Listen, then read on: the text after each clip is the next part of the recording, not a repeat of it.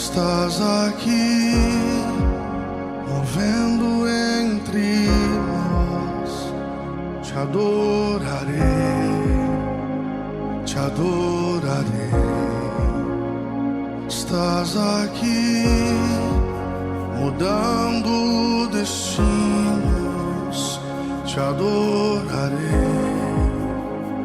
te adorarei.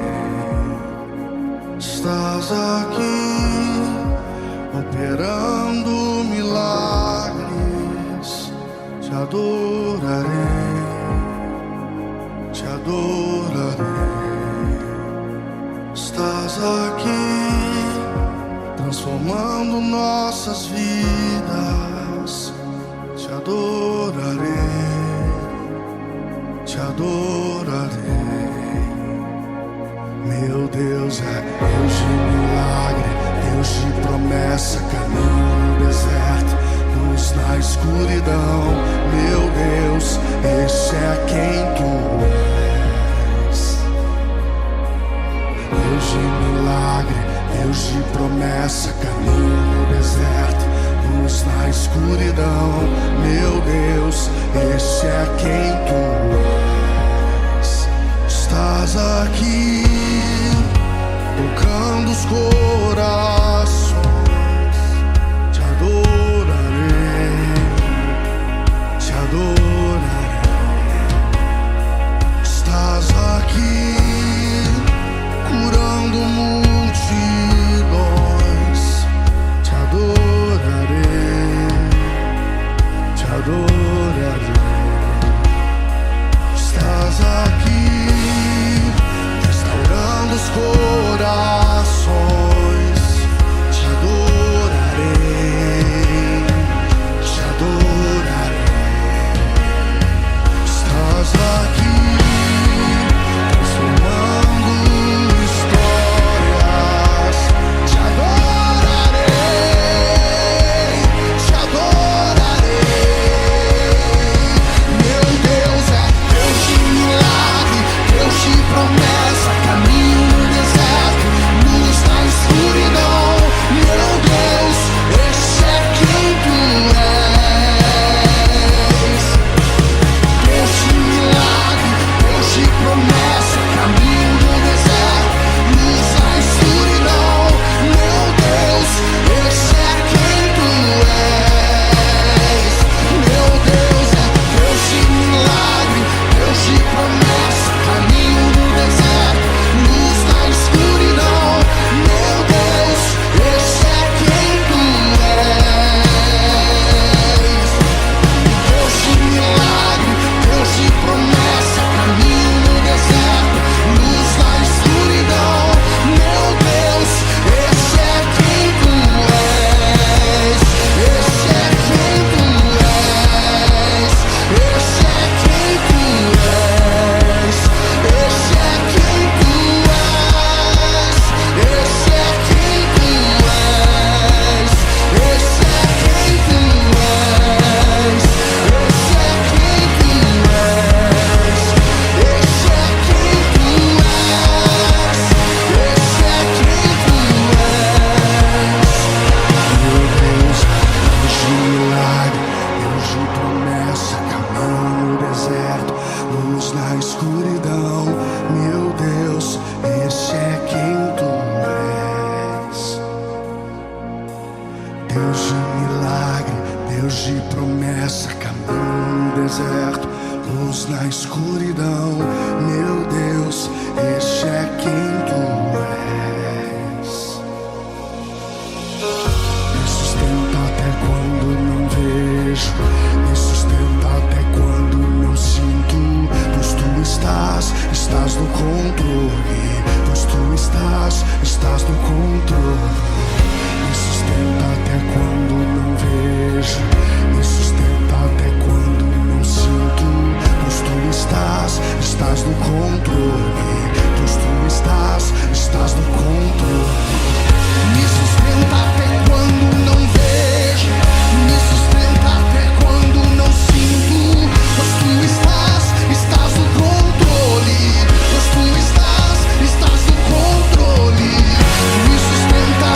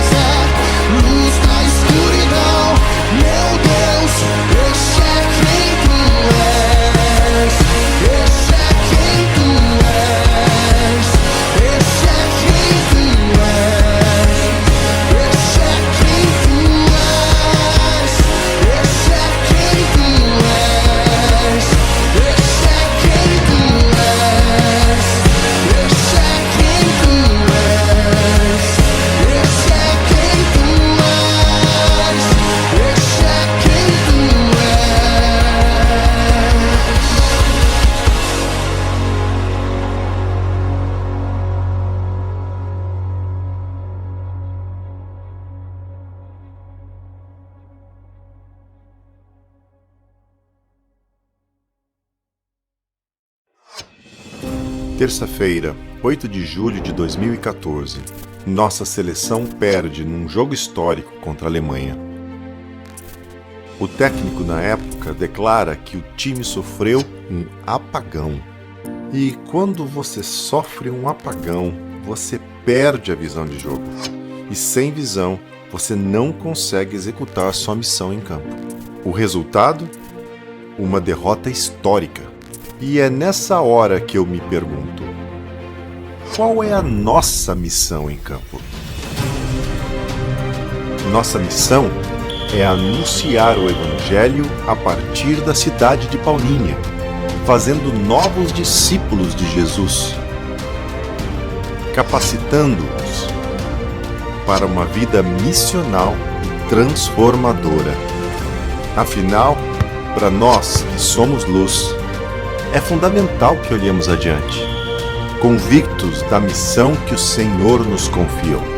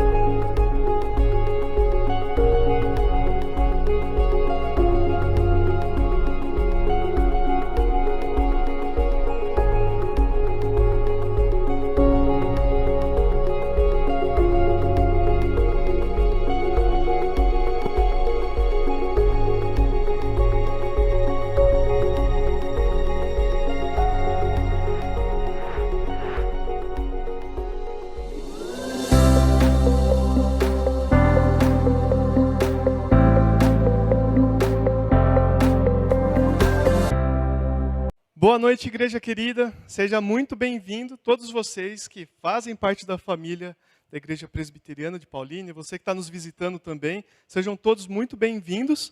Essa noite é uma noite muito especial, porque nessa noite a gente vai poder ouvir Deus falar com a gente e, ao mesmo tempo, a gente vai poder demonstrar amor a Deus, em gratidão a Deus, em comunidade. Beleza? Então eu quero te convidar aí da sua casa, onde você está, a realmente participar disso, não ter uma atitude passiva de apenas assistir o que está acontecendo aqui na tela do seu computador, da sua TV, do seu celular, mas realmente participar. Vem junto com a gente, porque eu tenho certeza que Deus tem coisas grandes para todos nós nessa noite, tá bom? E aproveitando, não guarda isso aqui só para você não, tá bom? Tem um botãozinho aqui, ó, embaixo do teu vídeo, um botão de like. Desce o dedo nesse botão, gente, faz esse númerozinho crescer bastante mesmo. Sobe esse número de like aqui, porque a gente precisa disso para poder abençoar outras pessoas. Quanto maior esse número tiver, mais o YouTube vai estar entregando esse vídeo para outras pessoas e a gente vai poder abençoar mais gente também. Copia o link aqui em cima também, o link aqui do seu navegador, copia ele, manda para os seus grupos, manda para os seus parentes, manda para a sua família, tá bom? Vamos juntos espalhar a mensagem de Deus. Tá joia? Quero te convidar aqui para a gente fazer uma oração rapidinho e a gente já entra no período de louvor, tá bom? Pai amado, eu quero te agradecer porque o Senhor nos permite ter esse momento, Deus. O Senhor nos permite ouvir o Senhor, o Senhor nos permite te agradecer por todas as bênçãos, o Senhor nos permite, Pai, derramar os nossos corações cansados e machucados diante de Ti. Obrigado porque nós podemos fazer isso em comunidade, assim como o Senhor vive em comunidade, o Senhor nos coloca para experimentar dessas bênçãos e dessas alegrias da mesma forma. Esteja em nosso meio, Pai, que o Teu Espírito Santo esteja sobre nós, assim como nós clamamos também que esteja sobre as casas daqueles que estão participando desse culto online.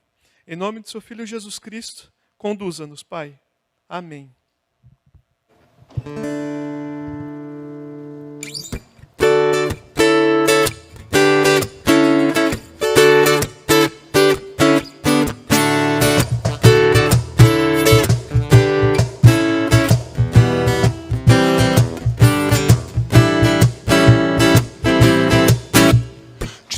As tribos, povos e raças, muitos virão te louvar. De tantas culturas, línguas e nações, no tempo e no espaço, virão te adorar.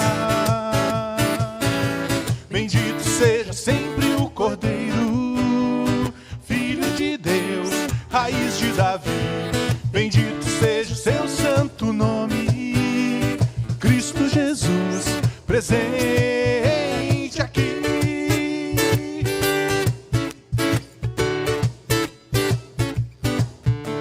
Remidos comprados, grande multidão, muitos virão te louvar.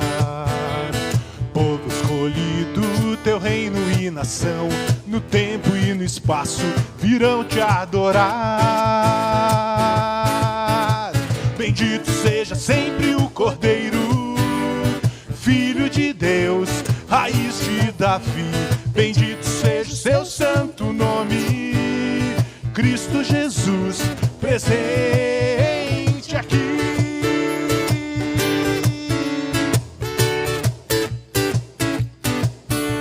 E a nós só nos cabe tudo dedicar, oferta suave ao Senhor. Dons e talentos queremos consagrar, e a vida no teu altar pra teu louvor. Bendito seja sempre o Cordeiro, Filho de Deus, raiz de Davi. Bendito seja o seu santo nome, Cristo Jesus, presente aqui. Cristo Jesus, presente aqui. Cristo Jesus,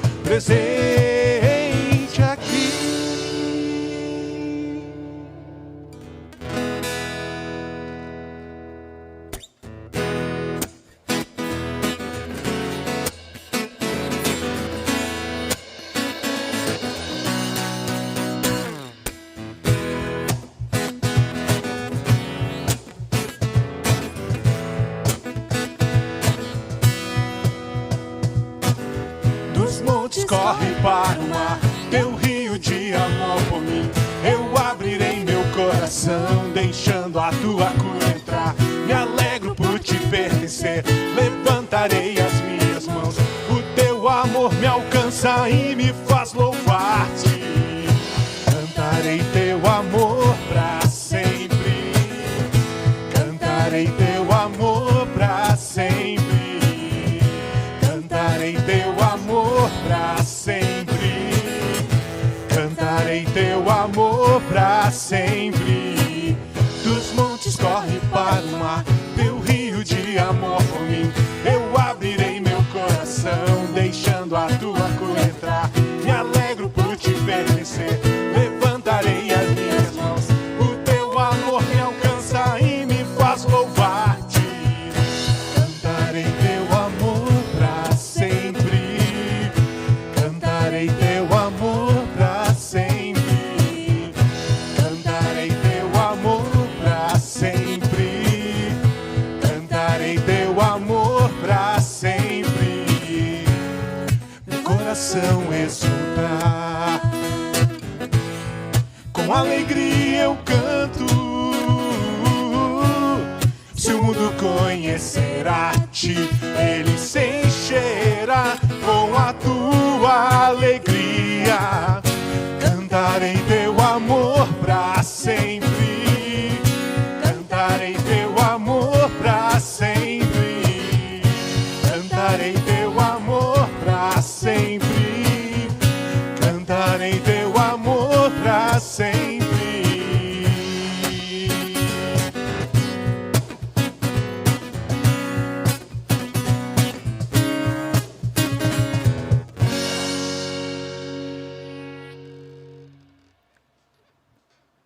Gente, tem um texto em Efésios, capítulo 4, versículo 28, que me chama muita atenção. O apóstolo Paulo fala assim para a gente: o que furtava, não furte mais, antes trabalhe, fazendo algo de útil com as mãos, para que tenha o que repartir com quem estiver em necessidade. Olha que interessante, depois de explicar o Evangelho, depois de explicar aquilo que Jesus fez por nós, através de Cristo e de nos salvar, etc., o apóstolo Paulo começa uma lista de coisas, de velhos hábitos que a gente deveria abandonar para trazer novos hábitos condizentes com a vida em Cristo. E quando ele fala sobre a pessoa que furtava, que subtraía do próximo, o oposto disso ele não coloca como um trabalho para se sustentar. Ele fala, em outras palavras, que a partir do momento que a vida de Deus está sobre nós, a gente não apenas trabalha para nos sustentar, deixando de tirar do outro, mas a gente trabalha para ter o que dá para o próximo também. A igreja continua trabalhando nesse período de pandemia. A gente continua servindo pessoas, a gente continua espalhando a mensagem do Evangelho, a mensagem de redenção de Deus por toda a cidade de Paulínia e na nossa região. Por isso a gente quer agradecer a todos vocês que continuam ao longo desse tempo todo sendo canal de bênção de Deus na vida de tantas outras pessoas. E a gente quer também te lembrar, você que não tem participado, de que você tem essa oportunidade ainda hoje de fazer parte daquilo que Deus tem feito na nossa vida e através da nossa vida. Aqui embaixo você deve estar vendo já a chave Pix e aqui no cantinho também tem o QR Code. Você pode, a partir desses dois dados, contribuir com o que Deus tem nos chamado para fazer através dos seus recursos financeiros e assim expressar tanto obediência a Deus quanto um louvor de gratidão a tudo que Deus tem feito na sua vida especificamente, tá bom? Obrigado por tudo, gente. Contamos com vocês, tá bom?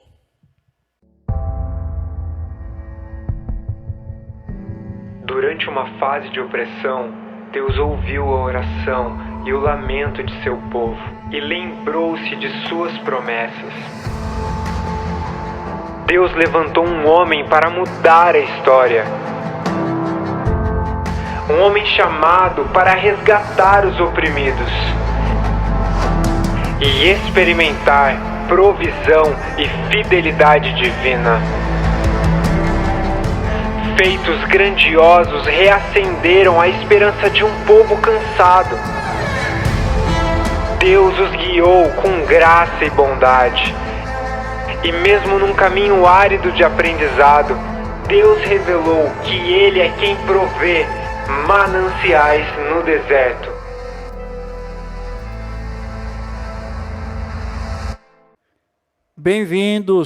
Bem-vindos a essa nova série de mensagens, Mananciais no Deserto.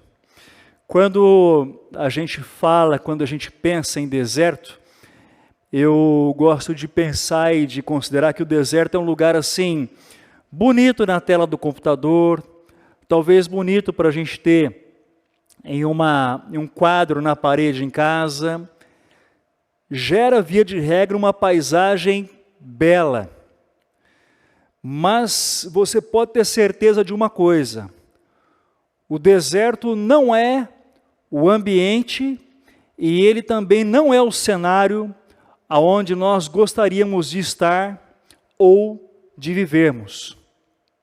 Quando eu estou falando isso para você, eu começo a me lembrar de uma reportagem que eu assisti alguns anos atrás. Eu sempre gostei de ver as matérias de um repórter, do Clayton Conservani, porque sempre se envolveu com esporte, as suas matérias estão sempre relacionadas a isso.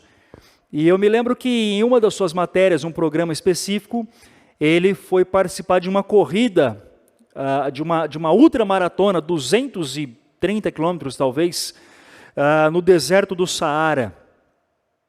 E aí ele relata todas as dificuldades da corrida no deserto, né? Os problemas com a temperatura elevadíssima, a média de 50 graus durante o dia, à noite um frio incalculável.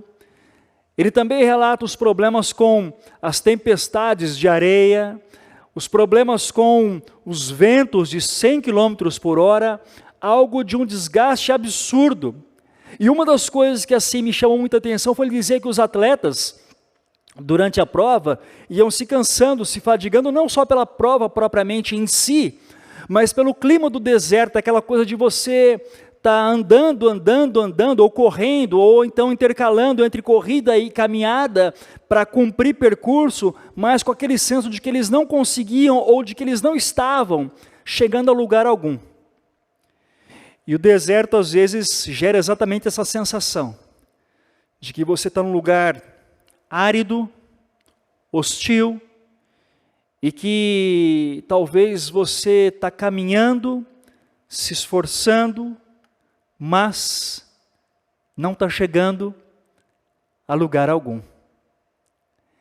E aí você me permita perguntar a você o seguinte: já se sentiu assim em algum momento ao longo da sua vida?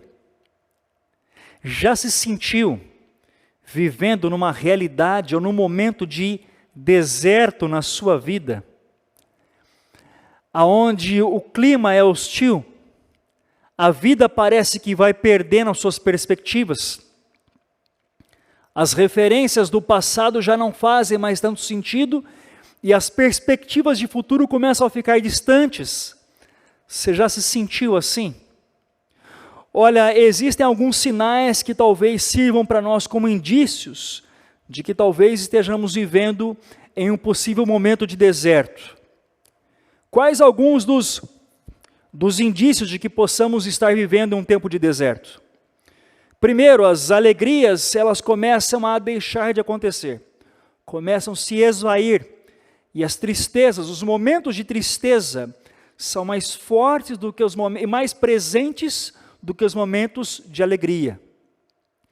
Segundo, suas batalhas estão se tornando mais intensas. As coisas na vida começam a ficar mais difíceis. Tudo é uma grande luta, tudo é uma grande batalha. Terceiro, você está perdendo a perspectiva de fim, de desfecho dessa estrada. Você está andando e parece que não chega a um caminho, a um desfecho do caminho no qual você está trilhando. Uma peregrinação sem fim. Quarto, o clima se torna cada vez mais árido, mais seco, o coração vai ficando seco, naquele clima de deserto, aquela coisa que parece que não se consegue irrigar, não há algo para renovar, para trazer renovo.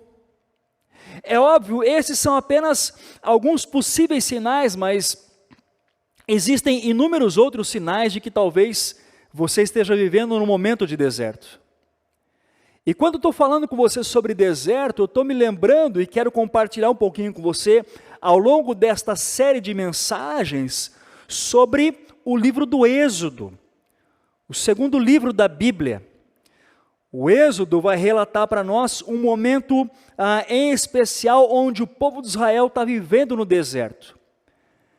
Mas para a gente entrar aonde nós queremos entrar, que é aqui agora no capítulo 15 do livro de Êxodo, para nós chegarmos lá, eu quero trazer você para dentro do contexto, eu quero trazer você para dentro desta realidade e quero te trazer aqui o pano de fundo dessa realidade.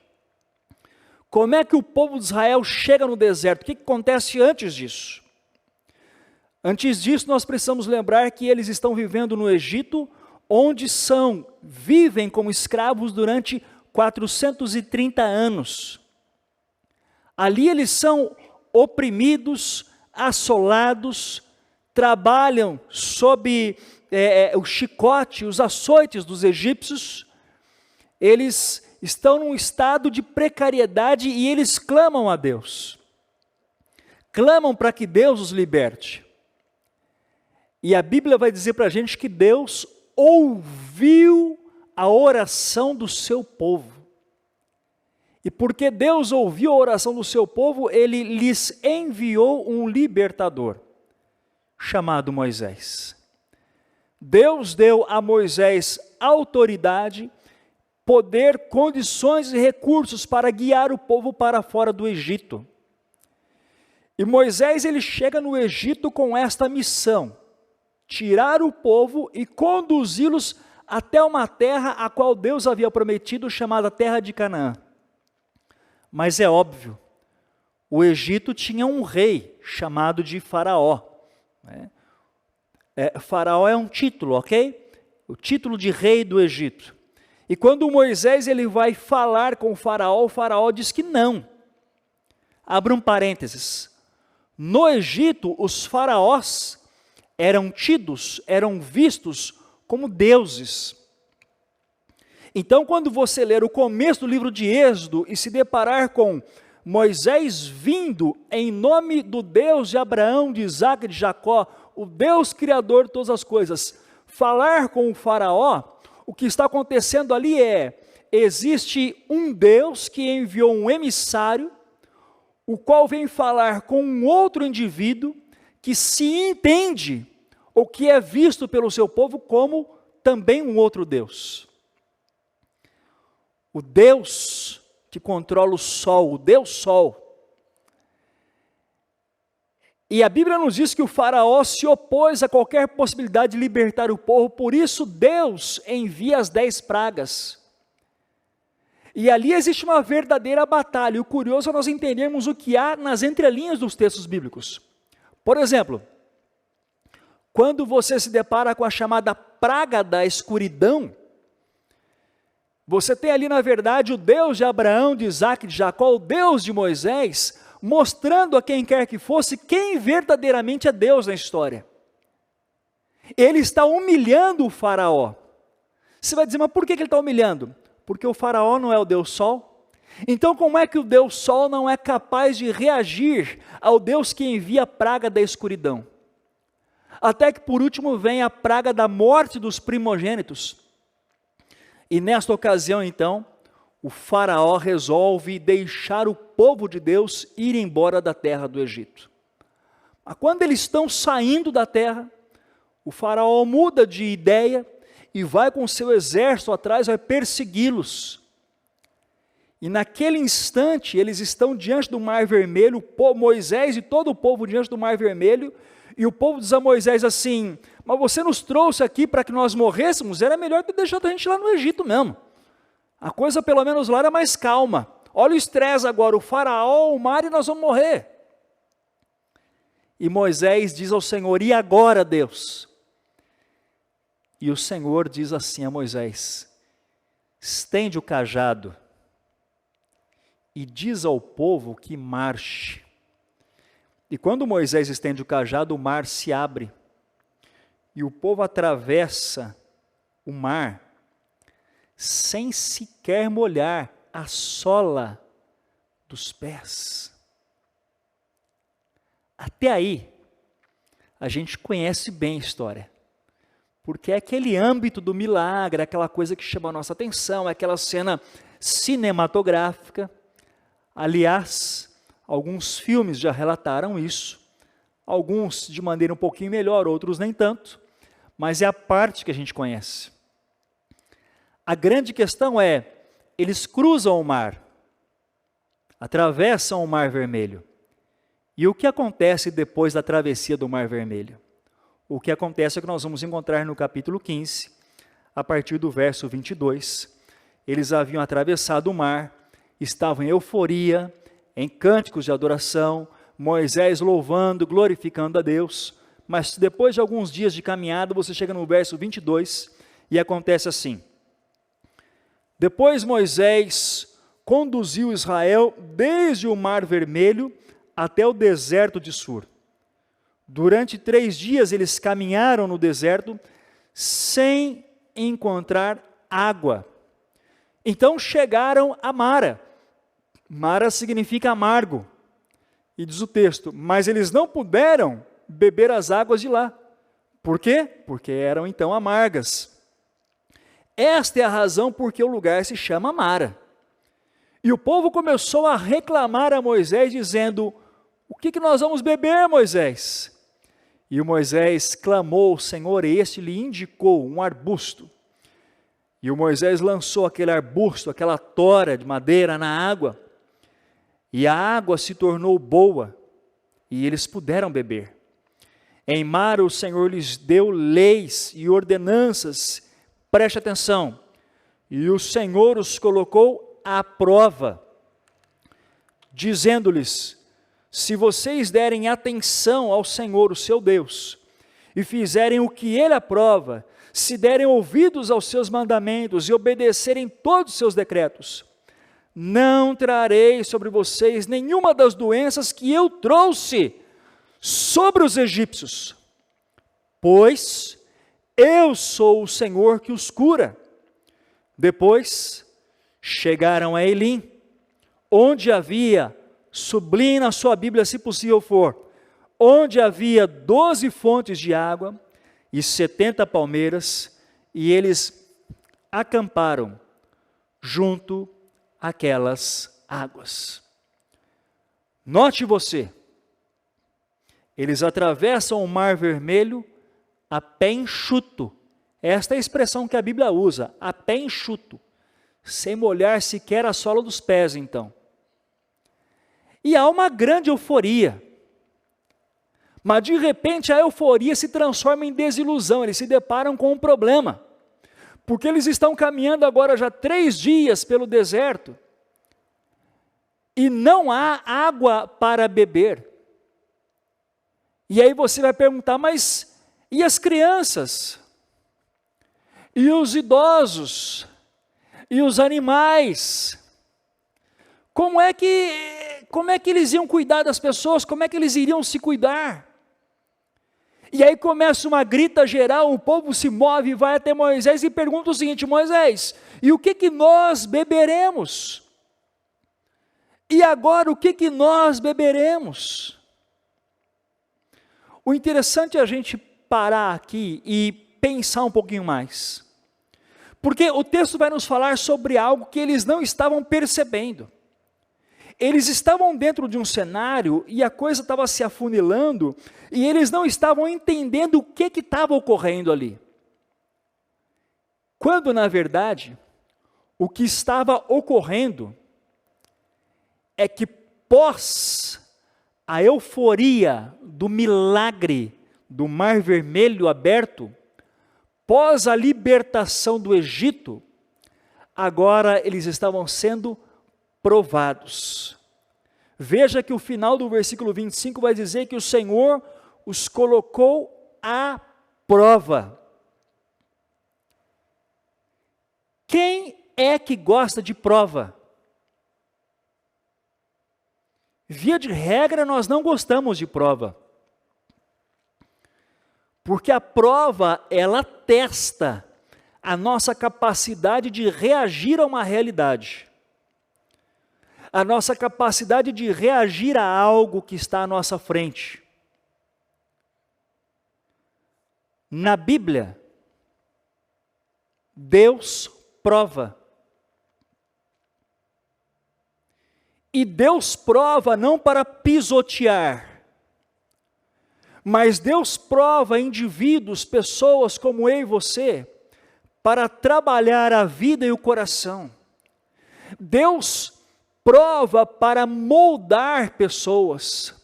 Deus prova pessoas para que elas sejam moldadas e o caráter seja trabalhado, para que nós sejamos lapidados por Ele, de maneira que o nosso caráter se transforme ou se torne mais parecido com o caráter de Jesus.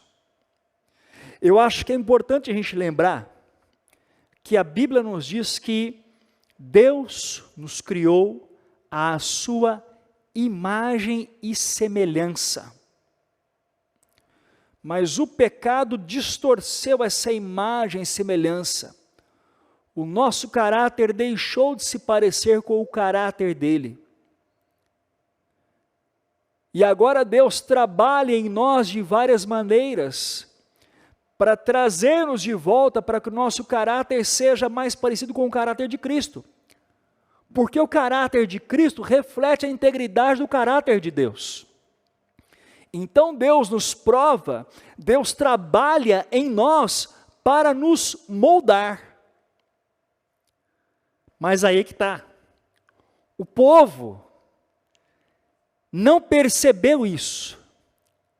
E aí quando eles perguntam o que beberemos, eles não estão lá muito interessados na resposta de Moisés.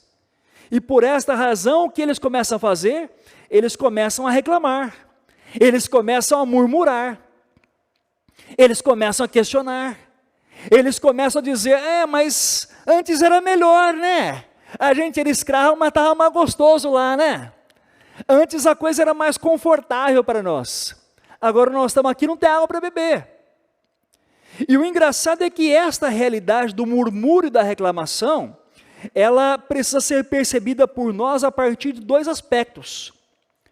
Primeiro porque ela é um traço que você encontra no caráter do povo de Deus ao longo do deserto. No capítulo 15 eles estão murmurando, no capítulo 16 eles estão murmurando, no livro de Números eles estão murmurando, no livro de Deuteronômio eles estão murmurando, o tempo todo há um murmúrio, há uma reclamação. E aí é que vem a outra vertente dessa história. Qualquer semelhança comigo e com você não é mera coincidência. O ser humano é dado ao murmúrio. O ser humano é dado à reclamação. E a pior parte dessa história é que nós murmuramos cedo. Nós somos sempre prontos a reclamar. Esse é um traço da realidade humana. Porém, nesta série de mensagens, eu quero dizer a você que a própria Bíblia diz para nós que existe uma outra maneira de reagirmos ao caos. Há uma outra forma de reagirmos ao caos que nos cerca ou às provações que surgem diante de nós.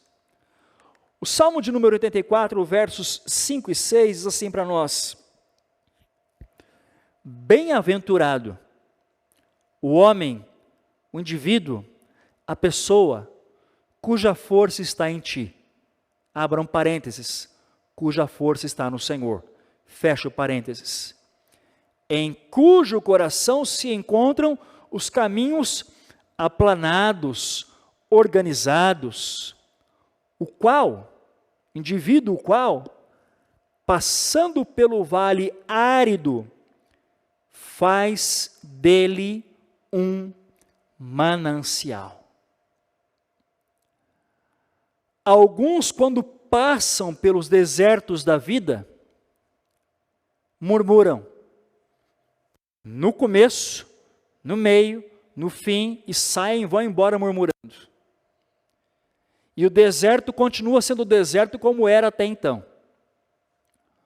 Outros, porém, quando passam pelos momentos de deserto da vida, são transformados, são abençoados, e também transformam, e também abençoam o lugar aonde estão, o momento em que estão vivendo. Alguns, quando vivem os seus momentos de deserto da vida, são capazes de transformar o deserto em um jardim. Então a grande questão não é os desertos, ou não está nos desertos os quais nós atravessamos, mas a grande questão está na maneira como nós reagimos aos desertos da vida. Por que algumas pessoas, não sei se você já parou para fazer essa pergunta, por que algumas pessoas, ao longo da sua peregrinação de vida, se tornam mais amargas,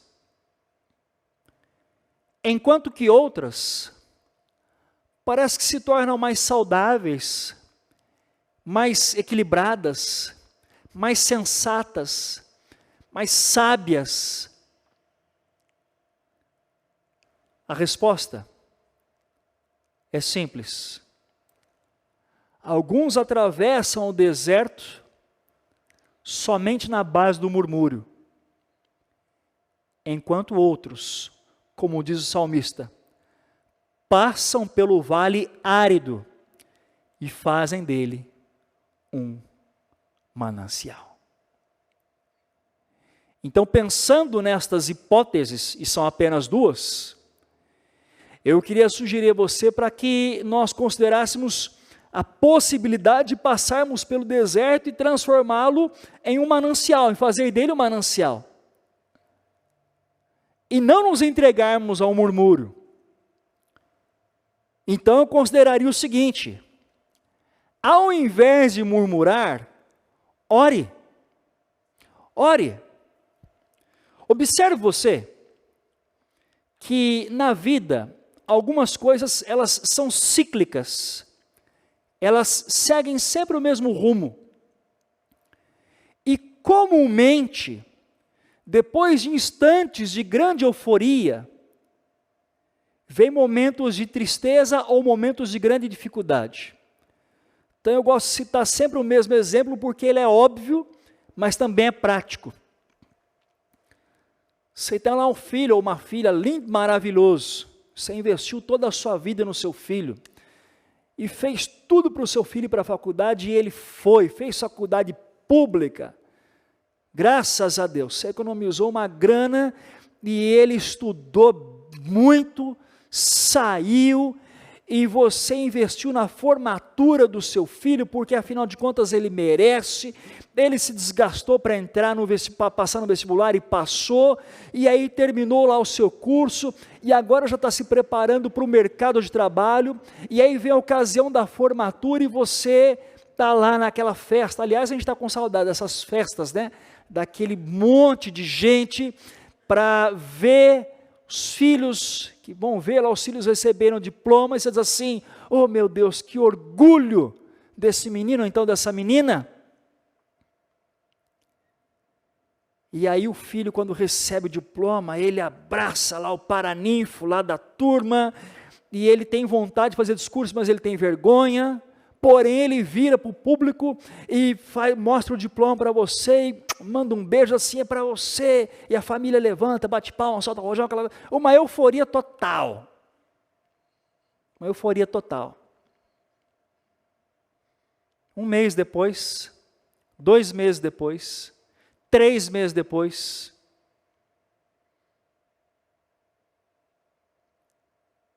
o filho não encontra colocação no mercado de trabalho. E aí a euforia se transforma em desilusão. O que está acontecendo aqui é, o povo de Israel atravessa o Mar Vermelho a pé enxuto, mas agora eles estão vivendo um momento onde não tem água. Eles nem se lembram mais do que aconteceu na travessia do Mar Vermelho. Parece que a memória teve um apagão. Eles não se lembram mais, essa é a ideia, eles não se lembram mais que Deus os preservou no Egito, eles não se lembram que Deus preservou os seus primogênitos no Egito, eles não se lembram que Deus lhes deu água quando faltou água no Egito, eles não se lembram de tudo aquilo que Deus fez no Egito. Por esta razão, eles têm essa fatídica pergunta: o que é que nós beberemos?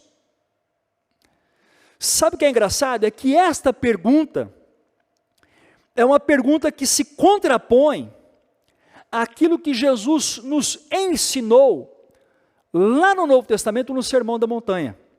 Porque no Sermão da Montanha, Jesus disse: olha, não ande ansioso por coisa alguma. Ele vai dizer isso lá a partir do verso 25. Aqui eu estou com você nos versos 31 e 32. Então ele fala: não ande ansioso. Aí quando chega no verso 31, ele fala assim: não se preocupem. Ou seja, não se ocupem antes, não se preocupem, dizendo o que vamos beber, porque os pagãos, ou seja, os incrédulos, é que correm atrás dessas coisas, mas o Pai Celestial sabe que vocês precisam delas. E o curioso aqui foi que, há alguns domingos atrás, o Mileno, pregando sobre ansiedade, quando na série Guarde o Seu Coração, ele pontuou assim para a gente: olha, o problema aqui talvez desse texto do Sermão da Montanha é que Jesus está falando que sermos movidos pela ansiedade tem uma certa relação com falta de fé. Então, quando o povo de Israel faz a pergunta: o que beberemos? Eles não somente estão se contrapondo àquilo que Jesus vai ensinar no futuro, mas eles estão sendo movidos pela ansiedade e também pela incredulidade. Os seus olhos se fecharam e os seus corações endureceram por tudo aquilo que Deus tinha feito até aquele momento. Porém, é possível termos uma atitude diferente desta e sensata quando estou falando de orar. Porque, diferentemente do povo, o que Moisés faz? O texto diz para nós no verso 25: Moisés clamou ao Senhor. O interessante dessa expressão aqui, clamou, que você está vendo aí numa cor talvez um pouquinho diferente na sua tela, é que este clamou pode ser lido, ou pode ser entendido, ou pode ser traduzido como Moisés gritou, chorou, se desesperou, mas não para as pessoas ao seu redor, chorou diante do Senhor. Em outras palavras, Moisés foi procurar socorro onde há socorro. Moisés foi pedir socorro desesperadamente onde há socorro. E aqui eu acho que nós podemos resumir isso em um bom tom com uma única palavra. Moisés, ao invés de reclamar, orou. Ao invés de murmurar, orou. Pare agora e pense um pouquinho. E não foi exatamente isto? Eu estou em Êxodo e estou indo para o Novo Testamento. Não foi exatamente isto que Jesus fez nos minutos que antecederam a sua prisão, condenação e crucificação? Jesus estava prestes a ser preso, condenado e crucificado. Crucificado pelos nossos pecados. Ele que não teve pecado, pagaria o preço do nosso pecado, sacrificando-se a si mesmo na cruz do Calvário no nosso lugar.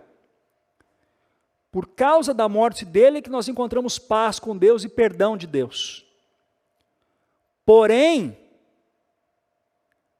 para encarar isso, Jesus sabia que enfrentaria, por causa dos nossos pecados, na cruz, toda a ira de Deus. E ele tem um desconforto. Ele tem um incômodo. Mas Jesus não murmura. O que é que Jesus faz? Assim como Moisés, Jesus ora e ele diz: meu Pai, se for possível, afasta de mim esse cálice. Contudo, não seja como eu quero, ou seja, não faça a minha vontade, mas faça como tu queres, realiza a tua vontade. Reclamar não resolve. Fugir não resolve. Reclamar não traz solução. Assim como fugir é só mudar de endereço para encontrar o mesmo problema, é só uma questão de tempo. Mas o que fazer no deserto? Ore, clame, grite, chore, coloque tudo para fora, por meio da oração, mas vá a Deus. Sai desta coisa de dizer assim, eu preciso colocar nas redes sociais, e aí vai lá e reclama para um monte de gente. Sai desta ideia de dizer, eu preciso desabafar, e vai desabafando a vida inteira, reclamando, ore. Ore. Segunda coisa importante, confie em Deus, mesmo que isso, porventura, lhe pareça loucura.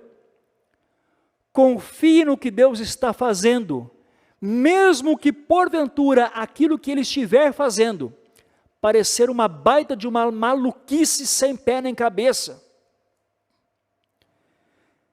Perceba você que tem duas realidades que se contrapõem aqui nessa história. Primeiro, eles são escravos no Egito. O povo de Israel, primeiramente, é escravo no Egito. E agora eles são libertos. Libertos, eles não têm o que beber. Domingo que vem nós vamos falar sobre não ter o que comer. Mas primeiramente eles não têm o que beber. Então eles são livres, mas estão passando sede. No Egito, eles eram escravos, mas não tinham sede. Não parece loucura? Aliás, não parece ser loucura o lugar para onde Moisés havia levado o seu povo?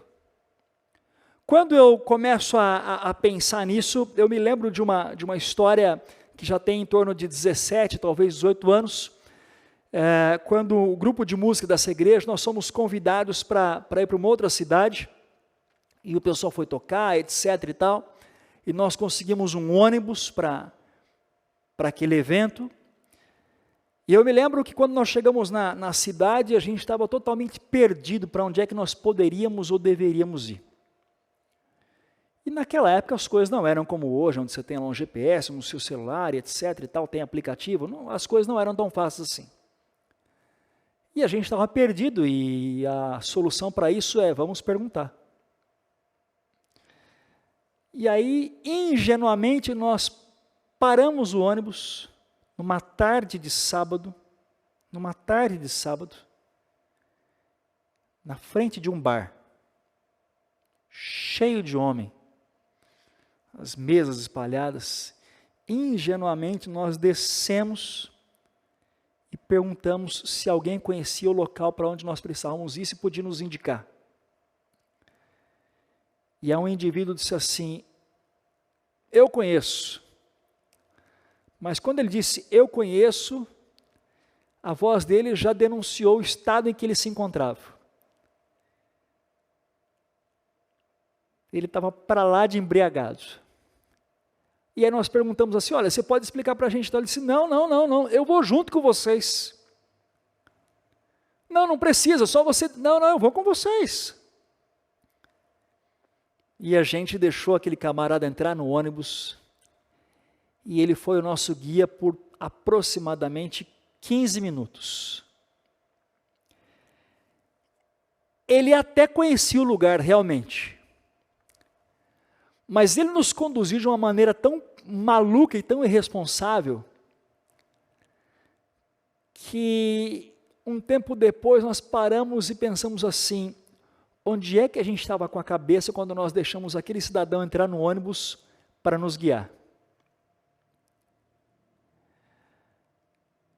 O povo talvez tenha imaginado que Moisés era um guia altamente irresponsável. Afinal de contas, tirou o povo do Egito, onde eram escravos, mas tinham água para beber, e os levou para um lugar onde eles eram livres e não tinham o que beber. Mas quando Moisés ora a Deus, quando ele pede socorro a Deus, Deus dá uma ordem curiosa, porque Deus indicou a ele um arbusto, uma tora, e o Moisés lançou a tora na água, e a água se tornou boa. Espera um pouquinho. Então Deus os levou a um lugar onde as águas eram amargas, o povo com sede há 3 dias, para daí Deus mudar a realidade. Isso não é loucura? Será que Deus não poderia ter levado o povo já para um lugar onde a água fosse boa? É aí que está a grande questão. Deus jamais nos conduzirá a lugares ou situações nos quais a sua graça não possa nos sustentar e nos guardar. Deus jamais nos conduzirá até pontos da nossa história, até lugares onde a sua graça não alcança. Deus jamais nos conduzirá até ambientes e situações nas quais Ele não possa cuidar de nós. Abra um parênteses: se é que existe situação na qual Deus não possa cuidar de nós. O problema é que às vezes essas coisas são meio loucas para nós. Essas coisas são meio descabidas para nós. Mas é aí que está a questão.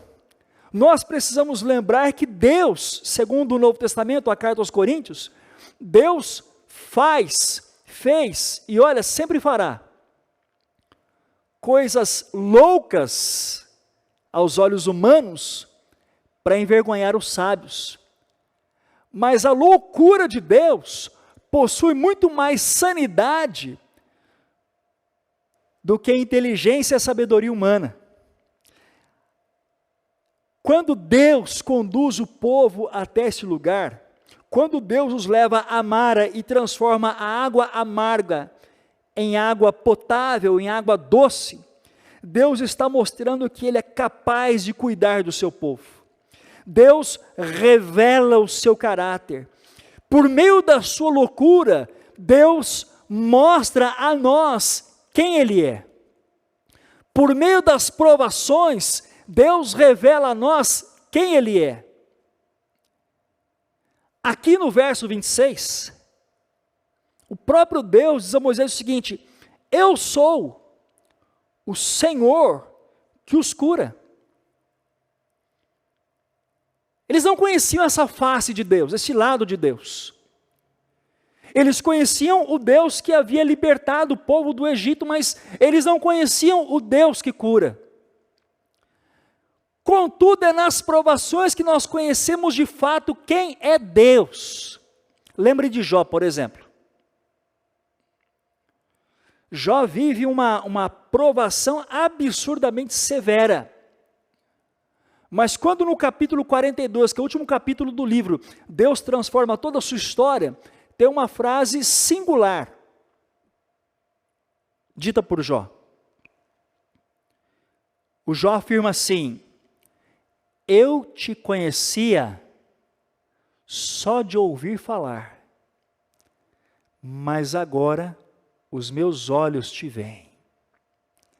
Em outras palavras, eu conheci o Senhor de ler a Bíblia, eu conheci o Senhor de orar, de falar com o Senhor, eu conheci o Senhor de ouvir pregações, eu conheci o Senhor por meio de uns vídeos aí no YouTube que a turma fala e tal, mas agora a minha vida foi provada, e eu experimentei, eu sei quem é o Senhor. Então confie nas provações, mesmo quando Deus estiver fazendo coisas loucas, porque nas loucuras das provações, Deus se revela. Terceira coisa importante: quando porventura estiver no deserto, não pare, não fique estático, ande um pouquinho mais. Eu acho simplesmente sensacional o verso 27, porque eles saíram de Mara e agora eles chegaram em Elim. Eles saíram de Mara, onde as águas eram amargas, mas Deus disse a Moisés para derrubar a tora, e a água agora se tornou boa para beber. Eles beberam, continuaram andando, e agora chegaram em outro lugar chamado Elim. E o texto diz para nós que depois que eles chegaram a Elim, veja, onde havia 12 fontes de água e 70 palmeiras. E eles fizeram o quê? Eles acamparam junto àquelas águas. Mas preste atenção nisso. 12 fontes de água e 70 palmeiras. O que compõe? O que significa 12 fontes de água e 70 palmeiras no deserto? Um oásis. Um oásis no deserto? Sim, um oásis no deserto. Um local de descanso e de refrigério para o corpo e para a alma. Mas,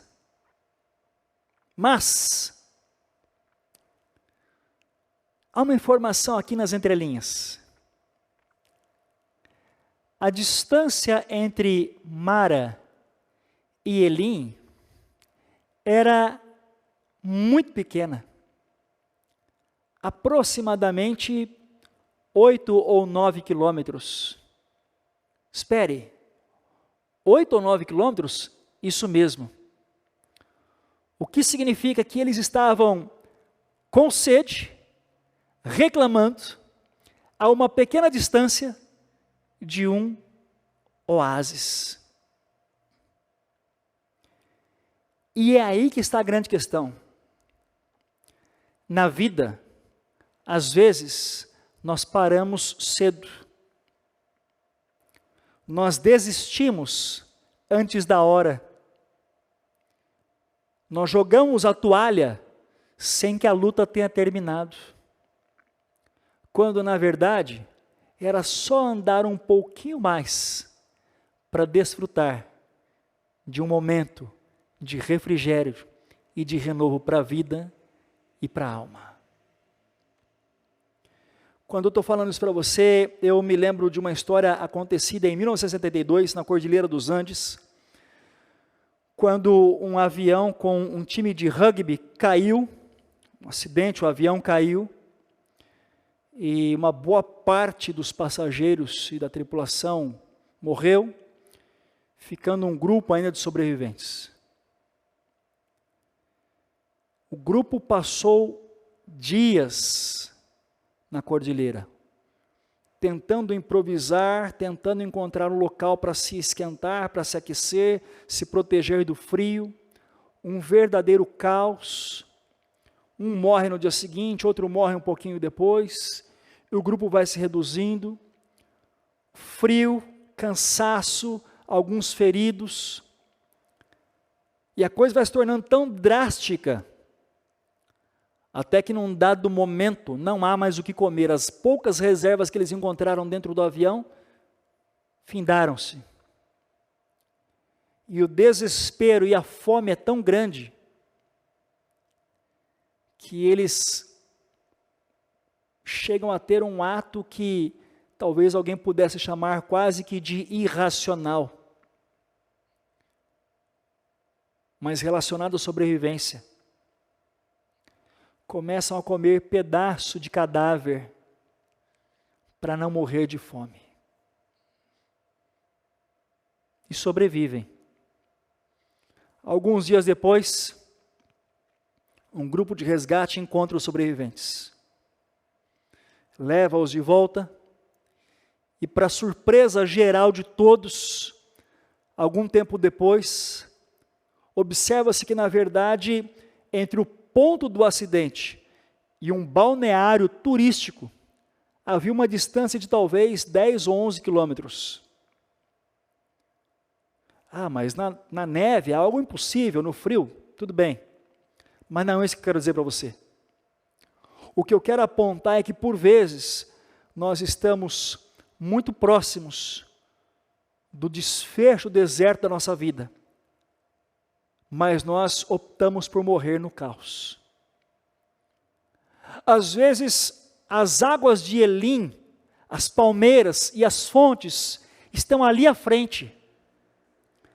É só andar um pouquinho mais.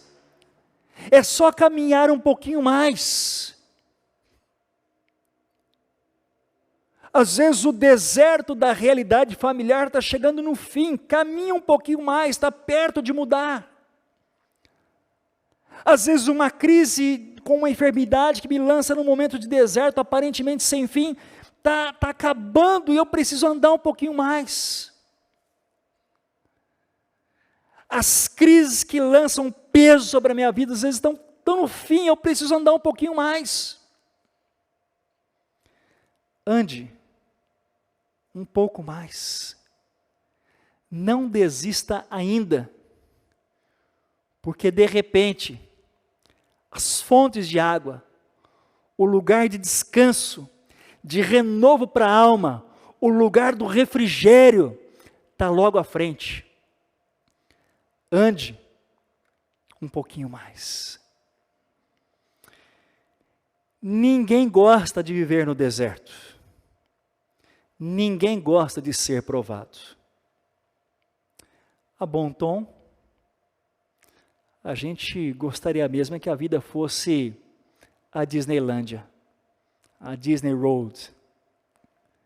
Mas o que seria de nós se a vida toda fosse a Disney? Gente infantilizada, gente incapaz de reagir com maturidade à vida. Ser provado não é fácil. Ser provado não é simples. Atravessar os desertos da vida não é prático. Mas se você estiver nele, continue orando. Continue confiando, mesmo que em alguns momentos isso pareça loucura. E ande um pouco mais. Ande um pouco mais. Deixe o murmúrio de lado, para que, quem sabe, Deus, o seu deserto, ganhe uma outra tonalidade. E ao passar por ele, você possa dizer, graças a Deus, ao invés de reclamar, deixei um jardim. Você está vivendo em um deserto? Vamos orar? Deus de toda a grandiosidade, de todo o poder e de toda a graça. A vida não é simples, a vida não é fácil, a vida é desafiadora. E ainda que nós andemos com o Senhor, nos depararemos com circunstâncias absurdamente difíceis, ó Deus, e desertos para a nossa alma e para a nossa vida. Por isso nós clamamos, Senhor, no nome santo de Jesus Cristo, para que o Senhor trabalhe em nós, sobre nós, de maneira que sejamos maduros e íntegros, ó Deus, que em passando pelos desertos, deixemos de lado o murmúrio, ó Deus, e transformemos nossos desertos em jardins, sob a bênção e a graça do Senhor. Guarda o teu povo, nós oramos em Jesus. Amém, Senhor, e amém.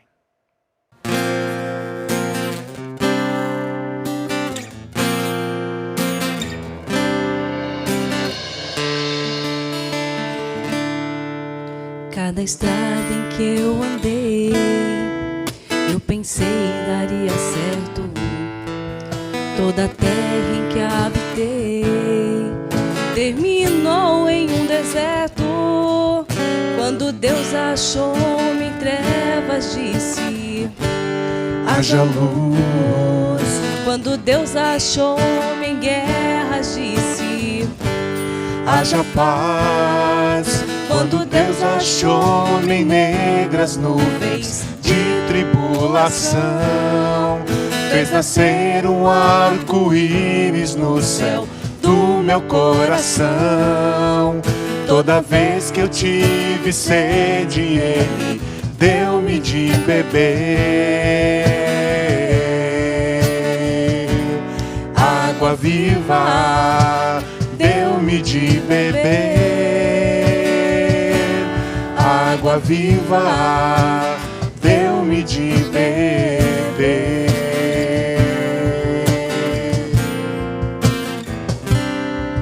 Cada estrada em que eu andei, eu pensei daria certo.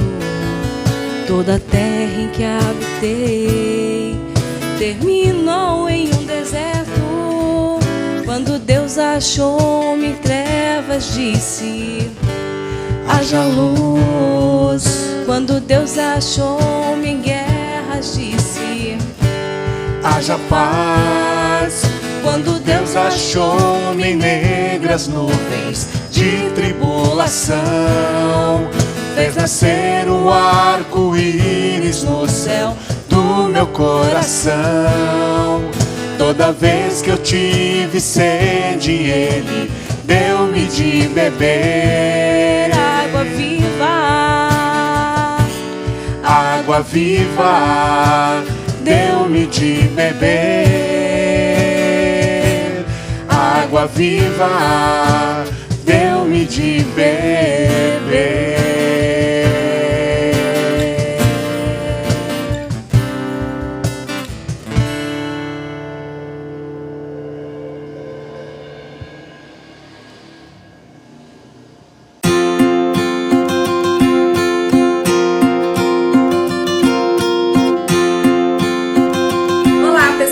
Para quem não me conhece, o meu nome é Laís de Paula e é com grande prazer que eu estou aqui para comunicar o retorno do culto presencial da Igreja Presbiteriana de Paulínia.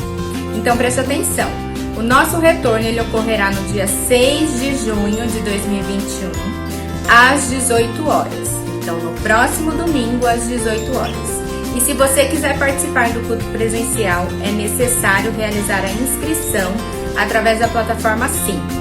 O link das inscrições ele será divulgado em nossas redes sociais e também através dos grupos de WhatsApp.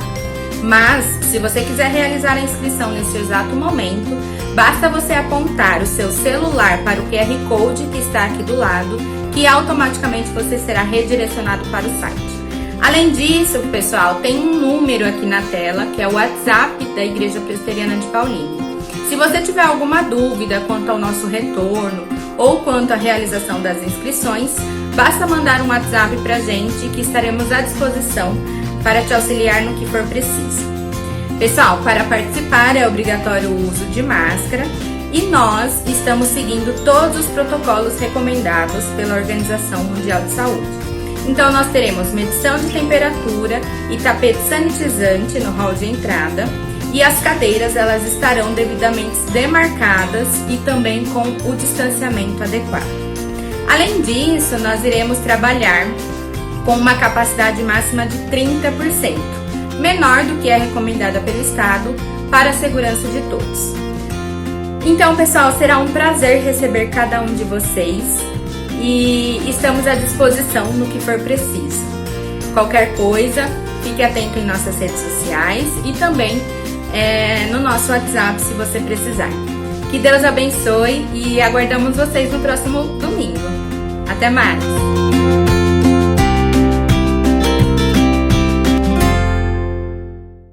Gente, que bom esse tempo que a gente teve juntos, né?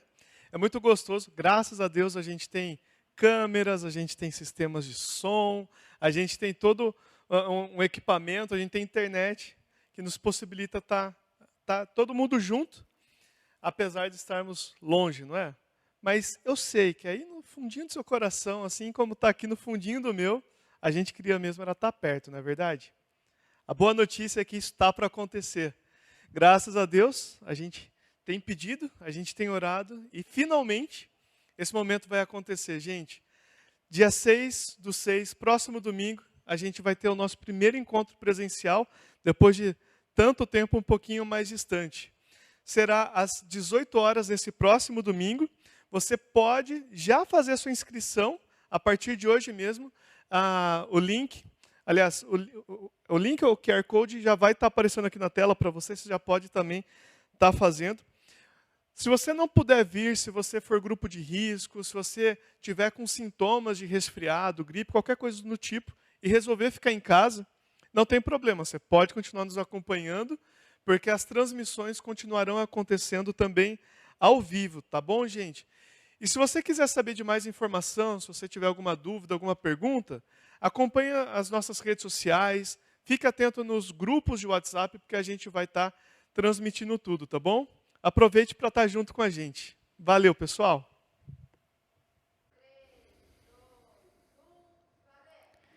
Queridos e amados, fiquem em paz. Que a graça de Jesus, que o amor de Deus nosso Pai, que a presença e a direção do Espírito Santo de Deus esteja e seja sobre todos nós, não só hoje, mas para todos sempre. Amém e amém. Que Deus os abençoe. Um grande abraço para você e para a sua família.